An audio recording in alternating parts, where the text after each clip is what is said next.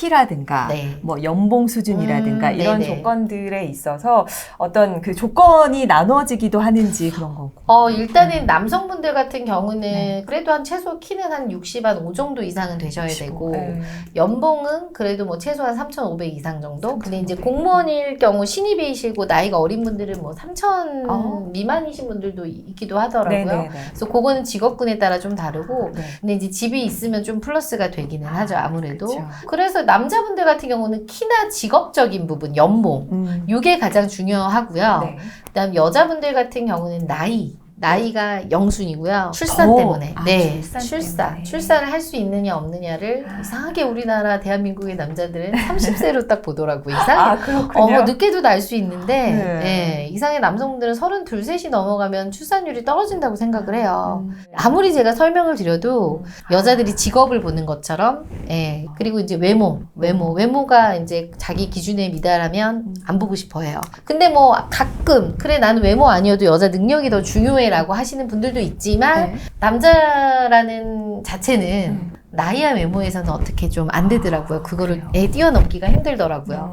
그리고 여성분들 직업 같은 경우는 뭐 어느 정도 뭐 교사나 공무원 정도 또 따로 선호하시는 분들도 있고 근데 직업이 크게 중요하진 않아요, 여자들은. 월 한 250 정도 이상만 되면 남자분들은 그냥 뭐 쏘쏘 하시는 것 같아요. 차라리 나이. 네, 나이. 그러니까 나이가. 예를 들어 24살에 연봉 2천을 만날래. 네. 35살에 연봉 1억을 만날래. 그러면은 24살에 연봉 2천을 만난다라고 얘기하시는 남성분들이 훨씬 8대 2 정도 되지 않을까요? 그렇게 맞나요?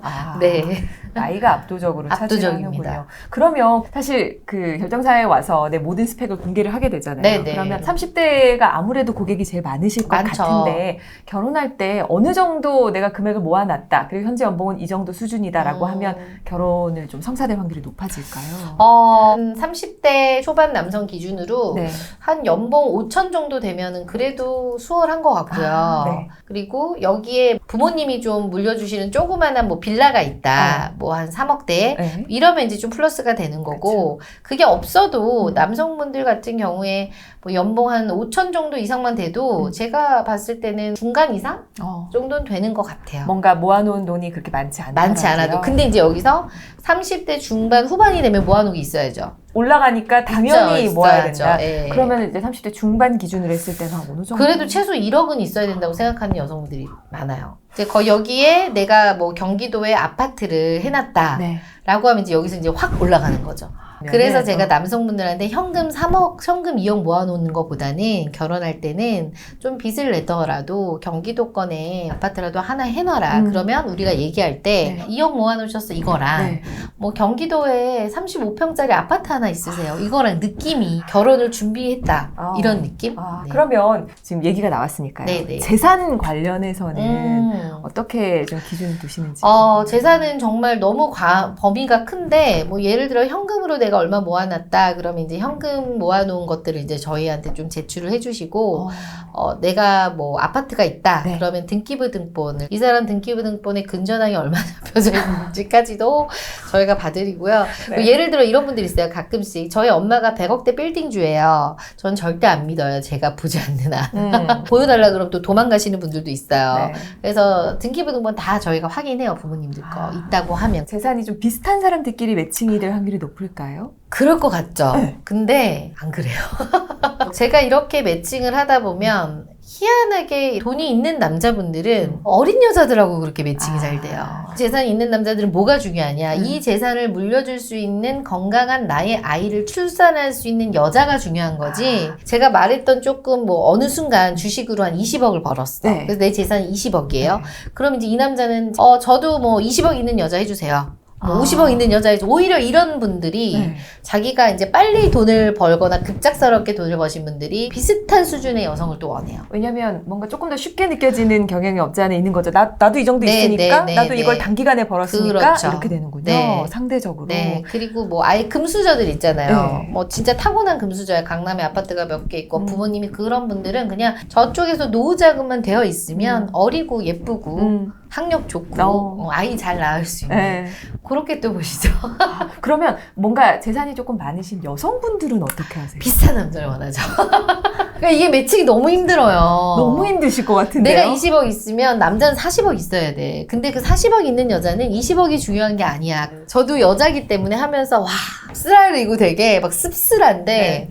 그래서 제가 여성분들한테도 계속 이렇게 쓴소리를 하는 이유가 쓴소리가 아니라 남자들이 이렇게 제발 생각하니까 이거를 잘 알고 공략을 제대로 해라. 이러려고 제가 알려드리는 거거든요. 헛다리 짚지 말아라. 그러면 평범한 직장인 분들, 현금. 월급쟁이들 같은 네네네네. 경우는 현금 한 어느 정도 보유하고 있으면? 진짜 평범한 직장인들 같은 경우 보면 뭐 여자분이 한 3천 모아놓고 남자가 한 5천 모아놨거든요. 네. 30대 초반 정도에. 그러면 뭐 요 정도 있어도 결혼하시긴 해요. 왜냐면 요새는 또 신혼자금 대출이라 그래서 있죠. 80%가 또 나오더라고요. 네. 그래서 또 그렇게 해서 집도 또 서울 쪽에 저기 뭐 관악구 쪽에는 뭐 또 3억짜리도 있고 뭐 잠실 쪽에도 좀 뭐 좀 조그만한데 시작할 수 있는데 네. 그런 데가 또 있더라고요. 그래서 그렇게 해서 또 제가 알려드려서 시작하시는 분들도 있어서 예, 돈이 없다고 결혼을 못하진 않아요, 사실. 현실적으로 네, 그 네. 커플은 되게 준비를 잘해서 잘하는 실제로 성사가 되시는 대구 이제 저한테 물어보기도 해요. 왜냐면 이제 저도 주변에 이제 또 부동산 유튜버들도 알고 아니까 이제 정보를 많이 듣잖아요. 그럼 또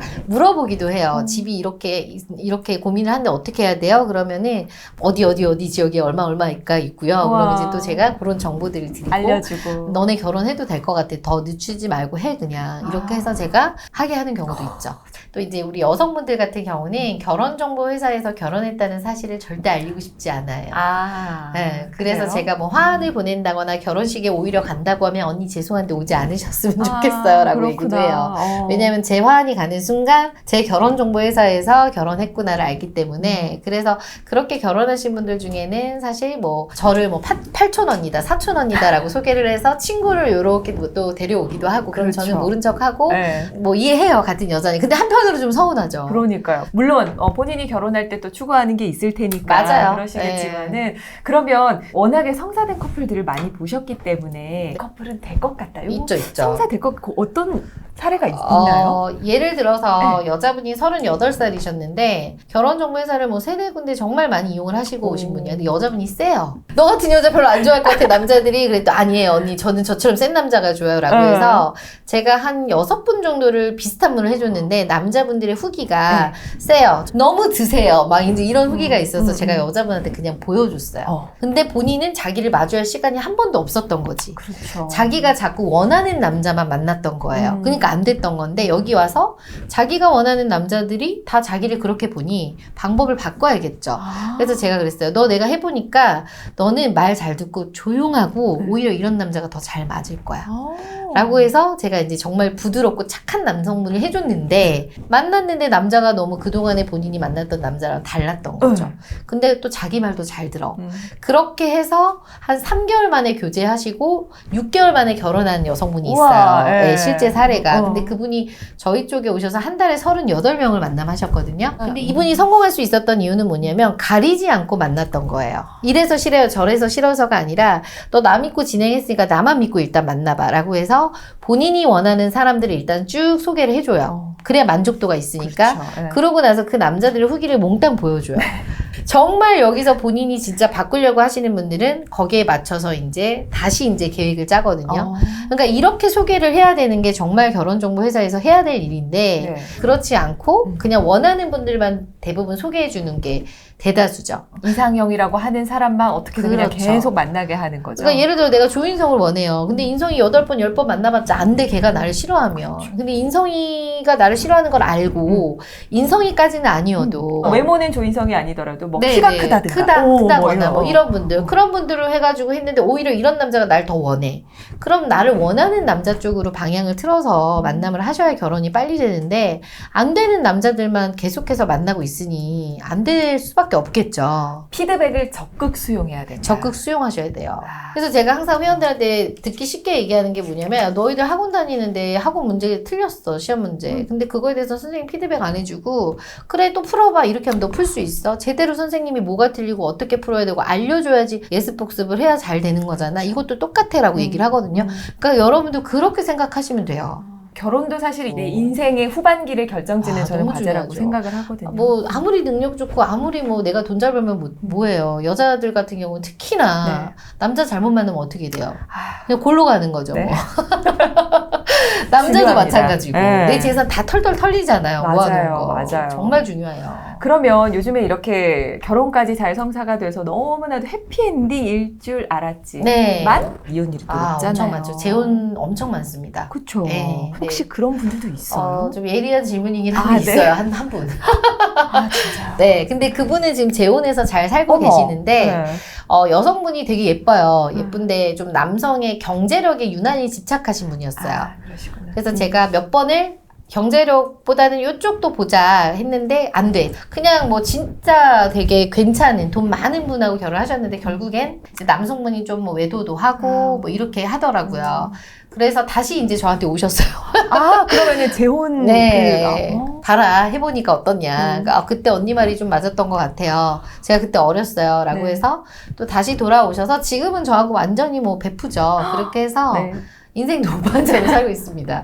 결정사에 내가 갔을 때 등급이 있을까? 아. 나는 몇 등급일까? 네. 이런 궁금증들을 신부들이 갖고 있거든요. 사실상 막 등급표가 있지는 않지만 이제 그런 건 있죠. 여성들이 선호하는 직업군이라던가 그렇죠. 여성들이 선호하는 뭐 남성의 뭐 연봉이라든가 이런 거는 있지만 저희가 등급을 따로 나눠 놓진 않아요. 그렇죠. 그래서 저희가 최근에 어떤 이것도 결혼정보회사에서 2022년 기준으로 남자, 여자 좀 이상적인 많이들 원하시는 그 네네. 배우자상의 표가 있더라고요. 그걸 한번 보면서 얘기를 나눠보도록 할게요. 지금 보면 내용이 키 175 이상에 네. 그리고 뭐 연봉, 순하고 다정다감한 성격, 그리고 뭐 노후 대비된 집안, 뭐 저희 회사 회원들도 네. 그 중에서도 저런 남성분이 많이는 없지만 네. 있어요. 네. 저런 분들은 20대에 이쁜 여자를 원하죠. 어리고 예쁜 20대 네. 뭐 어디 2대 정도 이상 나오고 네. 여기 강남에 살고 네. 예, 뭐 키 165 이상의 뭐 이렇게 미인대 출신 여성을 원하죠. 그런 분들은. 그러니까 그런 그렇죠. 여성분들은 이런 남자 원해도 돼요. 유니콘끼리 이렇게. 네. 전지현 씨 남편 보니까 결혼정보회사에서 정말 퍼펙트한 남자더라고요. 키 그래요? 크죠, 외모 좋죠, 직업 좋죠, 집안 좋죠. 다 좋아. 이런 육각형의 남편이야. 네. 근데 와이프가 전지현이잖아요.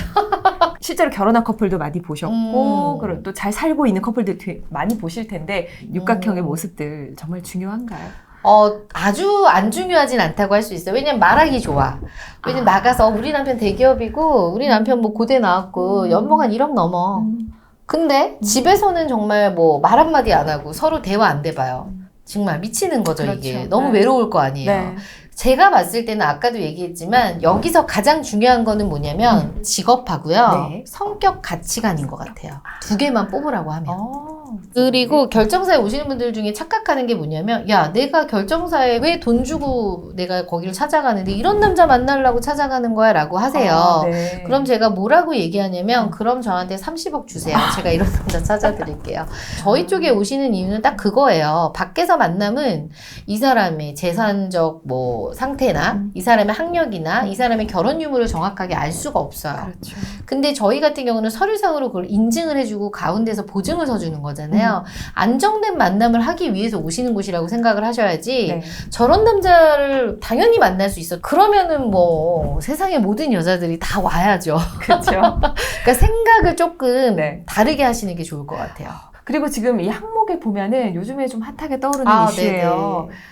노후 대비된 집안, 부모가 결혼을 하고 나서 남편의 집안이 여자의 집안이 기대지 않았으면 좋겠다라는 희망이 깔려 있거든요. 근데 네네. 이 부분에서 저는 좀 안타까운 게 뭐냐면 요즘에 비혼도 많잖아요. 많죠. 근데 비혼에 물론 모두가 그렇진 않으신데 강제 비혼이 느낌 같아요. 맞아요. 경제적인 부분. 맞아요. 저는 맞아요. 저희 부모님 노후도 안 돼 있어서요. 결혼 못 할 것 같아요. 너무 슬픈 현상인 것 같아서 이 부분에 대해서 어떻게 보세요? 요새는 여자분뿐만 아니라 남자분들도 저희 쪽에 오셔서 뭐라고 얘기하냐면 공무원 부부의 어머님 아버님을 두신 네. 그 남성분인데 저는 누나 저의 엄마 아빠가 평생 일한 연금을 저쪽 부모님한테 드리는 그런 행위는 하고 싶지 않아요.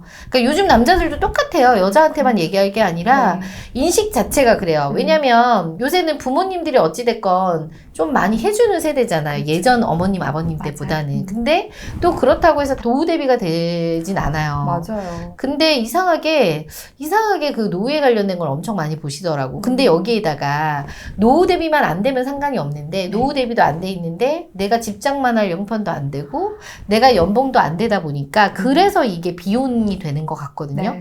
그나마 내가 좀 연봉도 되고 회사도 직장도 안정적이면 노후 대비가 되지 않아도 어느 정도 여성들이 그래도 이해는 하고 넘어간단 말이에요. 네. 있어요. 그런 여성분들이. 근데 한 가지만 심란한 게 아니라 세네 가지가 총체적으로 심란하다 보니까 결혼을 자동적으로 포기하게 되는 거죠. 그렇군요. 네. 그냥 단순히 우리 부모는 노후 대비가 안 돼 있으니까 그럼 내가 뭐 결혼을 안 해야 돼. 이게 아니라 아닌 여러분 거죠. 현재의 어떤 소득 수준이나 맞아요. 미래의 대비가 안 돼 있는 상황에서 노후까지 이럴 경우에 스트레스를 조금 받는 받죠. 경우가 종종 생기는 것 같습니다.